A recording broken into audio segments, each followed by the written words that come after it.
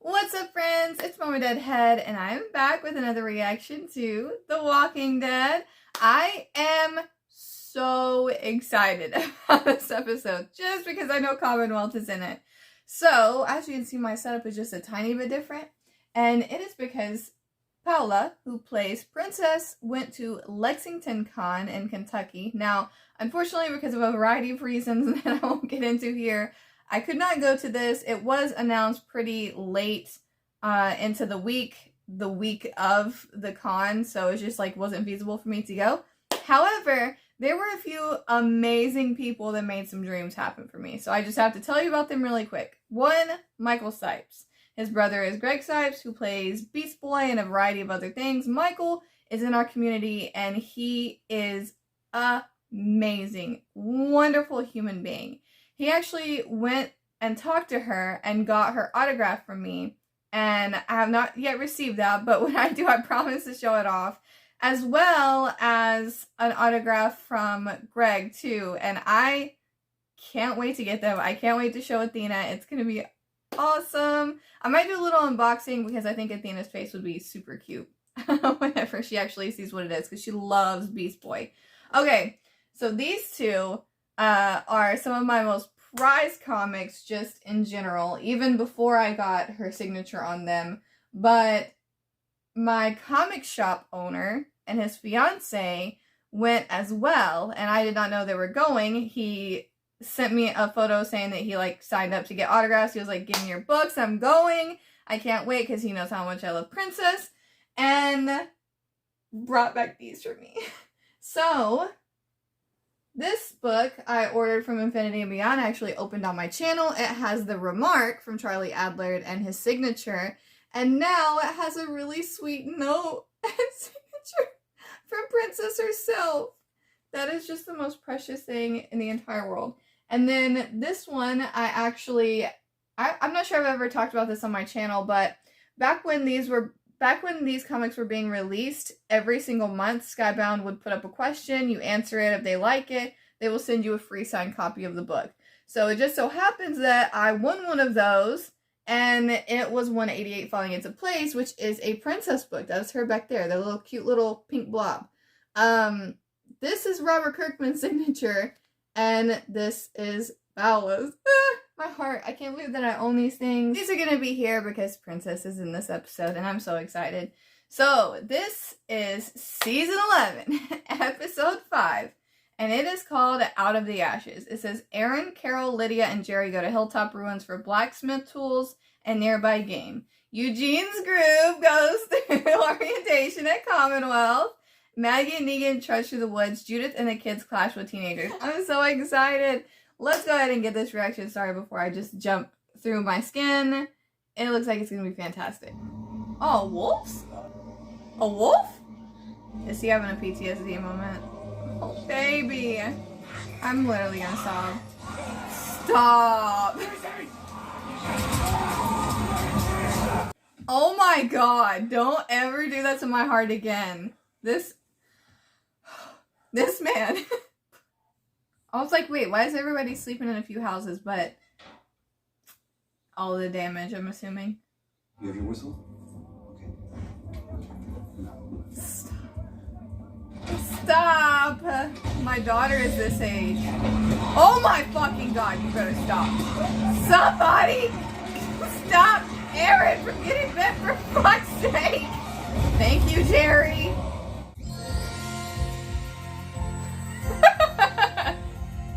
Don't play with me. They better just have a little Elodie cameo, even though it can't be her. The leadership of Governor Pamela Milton. Over 50,000 with every person specially assigned. Oh my god. Oh, I got chills. Ice cream. We even have ice cream again. I quite literally cannot. 13, Sector 1. Yes. Okay, this is a good sign. Oh, yay! What jobs did you guys get? Doesn't matter. Oh, Yumiko probably got something baller. Oh, totally. They put me in animal control. I'm meditation. Oh! Wants to meet and talk about. Oh my god, are we gonna meet Pamela in this? I cannot believe it. He's like, what? Yes, ma'am. I'd be happy to help you. Reunion?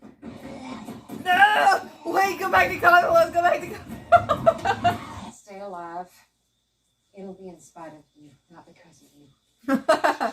I feel that. Like, quit pushing it, dude. I mean, they have graves of people they lost there, too, which makes me very sad. Don't cry, Jerry. I'll cry. Don't cry. I'll cry. They're so adorable. Are we really at that point right now? Oh my god, is that Gus? Shut up! Excuse me, bitch. Talk too much. No Would wonder literally you're stab him in the knee.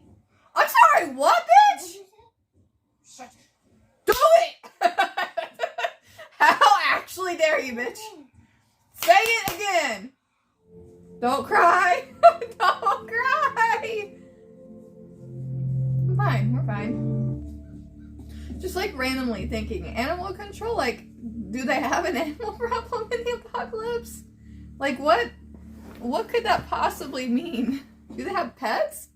Oh my god, they put her in a bakery. Like, I really can't. My heart has, like, flutters. Drop the cake! Drop the cake just like the comics! Yes! Yes! Yes! My heart! Yes! Oh my god, that scene left me fucking gutted in the comics for, like, that whole month. I was just sobbing over the fact. Oh my god, that... I can't. I can't! Oh my god, no way. Is that Margot? Is that who is actually Stephanie? Thank you for your This patience. fake Stephanie. I wouldn't even care what kind of ice cream. I would just be happy to have ice cream. You have to know just based on that she's not the person. You found it. So cute. Oh my god. The babies. I'm already gonna cry. I'm fine. We're fine. Everybody is. Oh, we get Rosita backstory too? mom died when you the tough times. That's okay. I'm not gonna go crying in my pillow tonight. What about her?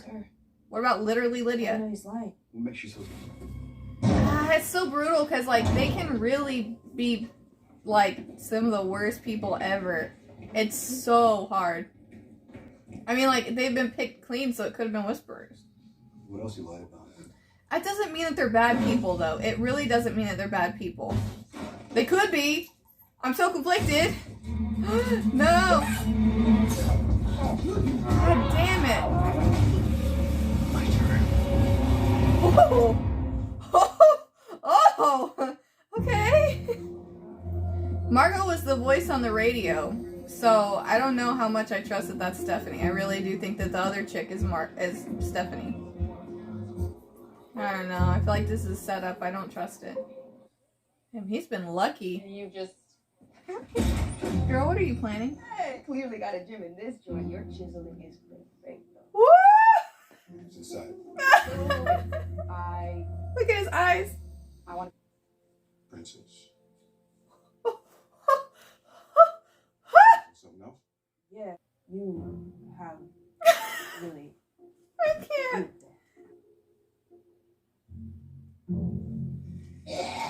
Oh, I Tell me where the others are. can't. Where?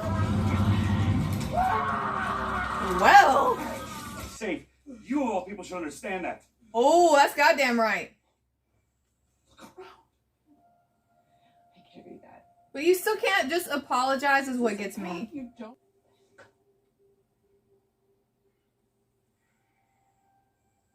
But would you have?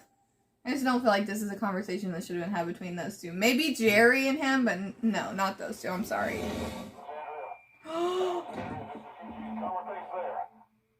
Really terrible. Yeah, about that.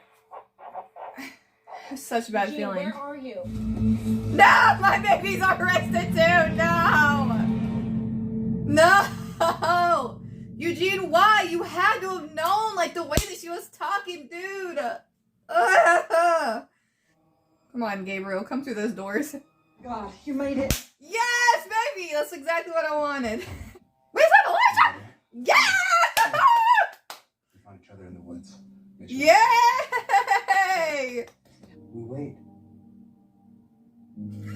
was like, fuck! I can't. We want to talk to our lawyer. You have an attorney? Damn right we do. Actually, yeah, hell yeah, we do. You're not Stephanie. Who are you, ma'am? State your name.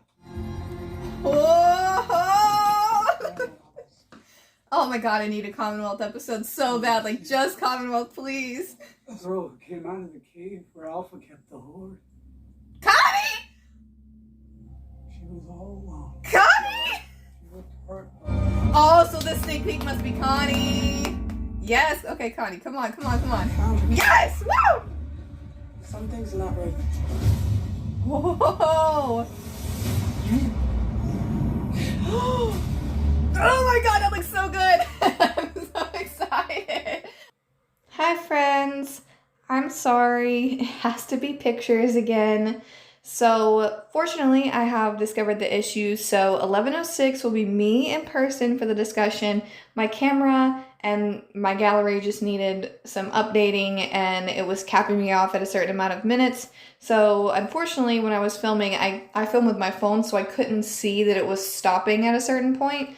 So I'm sorry. It just has to be like this for one more. I know my hype at the end of the episode was like, it was just so big. It would have been really nice to have my genuine like discussion right after I saw it, but it's just this for now. I'm so sorry. But this is a picture of Paula actually signing my book. Yes, that is my book she has.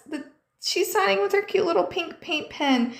This picture makes me so happy. She was so sweet and so thoughtful to all of my friends at Lexington Con, so I just can't speak enough kindness into the world about her.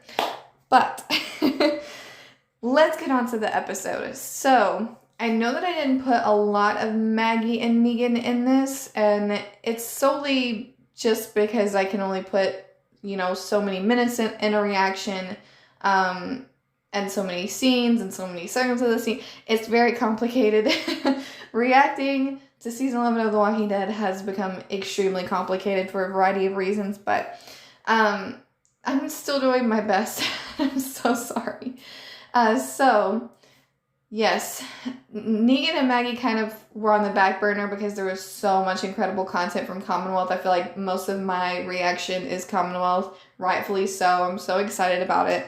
So, when it comes to, let's see, Judith, Rosita, the teenagers, first off, Gus killed it as a walker. He did so amazing. So happy that another member of the Morgan family could be on the show. That was fantastic to see. Now, the teenagers, Rose, hate them. They're just kids. They have time to become better people. They're just teenagers, but still, I think that it speaks volumes that, you know, Gracie and Judith reacted the way that they did. It could have been much worse. Tempers can like be very quick when you're a teenager, so just big kudos to Gracie and Judith for handling it the way that they did. And I just feel so terrible for poor Judith that is having to deal without her entire family right now. I hope that we get a beautiful, amazing reunion with her and her mom and dad, but it looks like that's gonna take a while, but a girl can hope. But having Tia Rosita in this was fantastic. I love it when she gets to take this Tia role seriously, like get in there with some like really, really nice conversations, because this is a relationship that we don't get to see too often. I mean, we have heard RJ and Judith refer to her as Tia Rosita, and we've seen a few clips of her, a few clips of Judith running into her arms, like when she got back to Alexandria. So we know that Rosita is a big part of their lives. I just wish we could see it more. So it was really nice to have this scene. Now, when it comes to, I'm trying to get everyone else out of the way. I can talk about Commonwealth. So, Connie, super happy Connie's back. I'm also really, really happy that they gave this Whisperer storyline to the TV show as well. I mean, there was some leftover Whisperers in the comics, so and honestly, I think that it's only right to have some, but it was really nice to see how it was handled in this.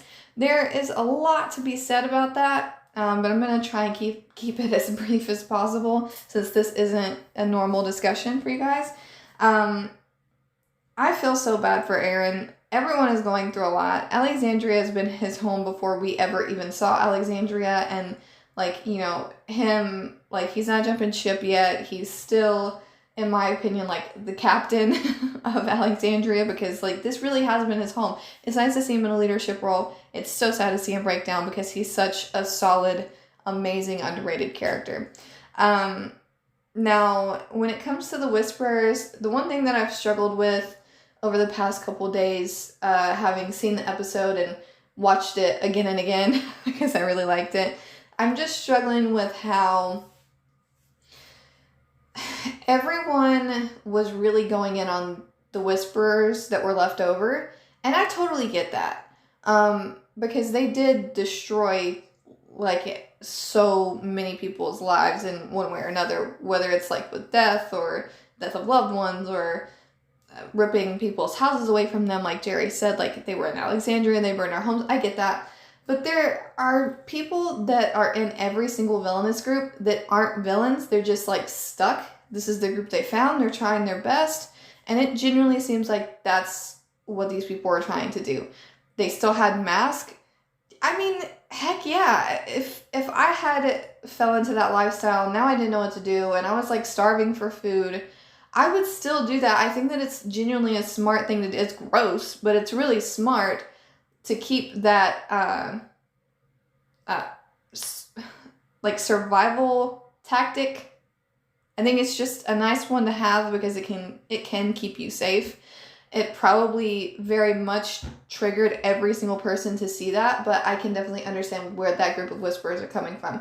And part of what I said, like that I was struggling a little bit, is because, you know, I know that it's obviously been, it's fresh for the Whisperers, and it's been like 6 years for Negan, but like Negan also burned Alexandria with the Saviors, and they took some of the Saviors in, and they were in leadership in Alexandria, so it's just like, I think it's the time that's like making me struggle a little bit.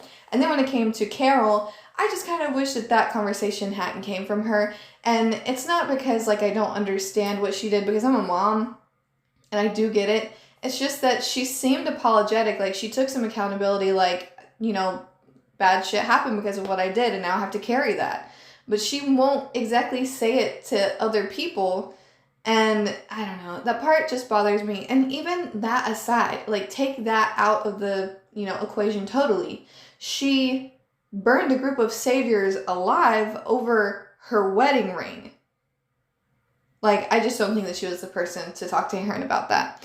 But regardless, I do think that it was a really nice scene, and Ross is just amazing.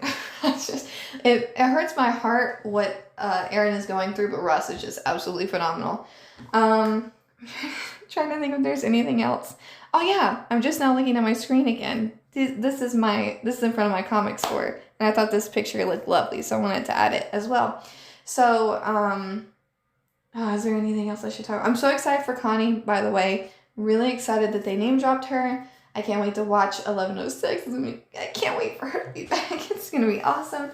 Now, Commonwealth. So it's been a few days, and I have had some time to eagle eye. So I did see that Tommy's Apron said Elodie's Bakery and Treat, something like that, something along the lines of Elodie's something. Makes my heart so happy to see that little nod. And then I also saw a nod to Michonne in the comics with a Hawthorne, I want to say Hawthorne and Gibbs, like law practice, something along those lines. So Hawthorne is Michonne's last name in the comic series, and it was a huge deal for her to take her name back because we just knew her as Michonne for the entirety of the comic series. And then in 193, she drops this bombshell, like, you know, this was my name, and I never felt like I had the right to even have that because of everything that happened, but now I have my daughter back, I took my name back, and she is like the highest, you know, residing person in Alexandria, the highest judge. So it just makes my heart so happy. Everything about that scene was like to a T from the comics. what was said, like what Tommy said, like, hey boss, this is ready, do you want me to take this too? The dropping of the cake, the faces, I'm still freaking out over it. I can't believe it. It makes me so happy. My heart. And then they have ice cream, like little nuts. We even have ice cream again in the comics. I can't, my heart is like crying. I'm very intrigued to see how this goes because the Commonwealth storyline has to go a little bit different. It does look like they are keeping the integrity of Mercer. He seems to be like a good guy that's kind of just stuck doing bad things. And then it does seem like they're keeping the integrity of what the Commonwealth is like. So, very classist. Extremely classist. So, I'm geeking out at my reaction. Obviously, because it's a huge deal and there's so many similarities, there's so many nods, and I love it.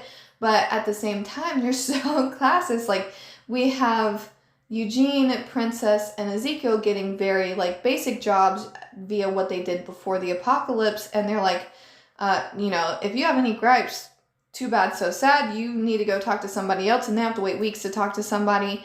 And then Yumiko goes up to the person in the office and is like, I don't have a person. I just have this letter. And then he perks up like, oh, you are somebody worth talking to. So that is just gross and awful, but also exactly like the comic. Like, that's exactly my impression of like what it was like in the comic series, because whenever the people are like introduced initially, it's a much different process to get to this point. But alas, whenever they talk about jobs, all of the other people they're dismissed, and then when they get to Michonne, who has a law background, she's taken seriously. So I am just intrigued. They have this whole way of doing things. It doesn't, like, Pamela in the comics was like, they needed to talk to her because it was just like her rule over everything. And it seems like they have more of an actual system versus like, oh, like, just listen to this woman. No Sebastian. Happy about that. I didn't really want Sebastian in the show. But Princess and Mercer, oh, it's gonna happen. It's gonna happen. I can feel it in my bones. I want it to happen so bad. I'm so excited. They're precious. I love them. The way that they looked at each other, like Princess laid it on thick, pretty much just like the comics. She just kind of grabbed Mercer and kissed him and was like, I thought we were having a moment. The way that Mercer called her princess and like kind of like looked her up and down, I'm feeling it. I like it. There are very few things that the show can do to be the same as the comic Commonwealth storyline. Very few. Like, this is practically the only thing. So I kind of just want it to happen because I love them so much. I love Princess so much. She's so amazing to see on the screen. I love Mercer. He's so amazing to see on screen too. I can't wait to see where his character goes. And then my dear sweet King Ezekiel. Now, I can't put every single moment into a reaction. It just can't happen because of how everything has to work. But if I could put everything in, you would see me just making starry eyes at every single scene that Ezekiel's in, because my heart is just so full that he lasted this long. Regardless of what happens in the future, I understand that his character might not live through the entire series. The fact that he's made it this long and that he has scenes with my favorite characters in the world, I could literally cry right now. It just makes me so incredibly happy to see this man alive on screen and interacting with people that I knew in the comics he would love. Makes my heart so happy. I think that that's going to be it before I start sobbing. I don't think that I have anything else. Hopefully Tia Rosita and Judith fix those handprints because I need that for my heart. I think that's the only thing I forgot to say. All right. I love you all. Thank you so much for sticking with my discussion to this length, even though it looks very different.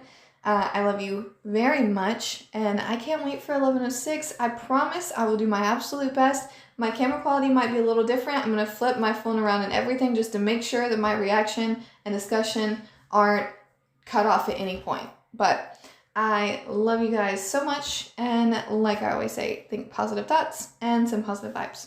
Bye, friends. What's up, everybody? always think positive thoughts and send positive vibes. It's from Mamadeadhead, y'all.